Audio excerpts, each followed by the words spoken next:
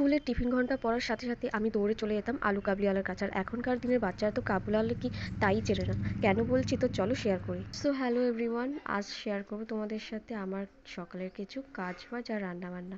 তো আজ তার আগে শেয়ার করব যে দেখো আমাদের ছোট্ট জানলা খুললেই কত সুন্দর একটা গার্ডেন দেখা যায়।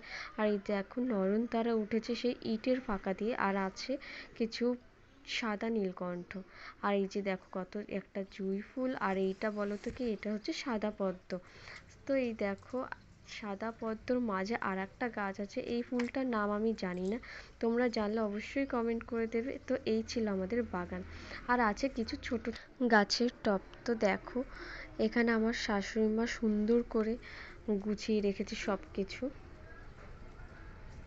কোনটার কী নাম এটা অবশ্যই তোমরা বলবে, কারণ আমার এত নাম জানা নেই। তো এই ছিল আমাদের বাড়ি ঘরের বাগান আর ছোট ছোট গাছ। বিয়ের আগে সকাল 8টা ছাড়া ঘুম থেকেই উঠতাম না।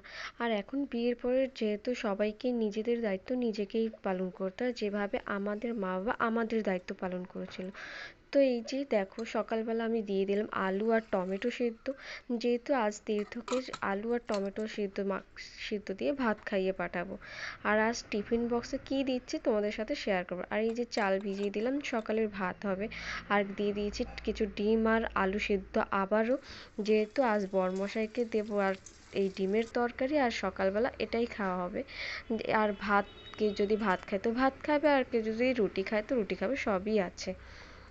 তো এই যে আমি ভাত হয়ে গেল সকাল সকাল।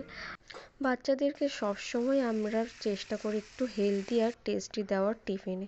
তো তার মাঝে যদি একটু টক ঝাল পড়ে যায়, একটু আলু কাবলি পড়ে যায়, তো ব্যাপারটা জমে যায় আর ওরা তাতে একটু খুশি হয়।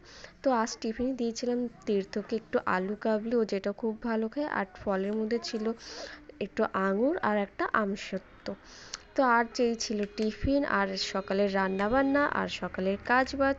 তোমাদের সবার ভিডিওটা কেমন লাগলো আর আলু কাবলির আইডিয়াটা কেমন ছিল অবশ্যই কিন্তু কমেন্টে জানাবে।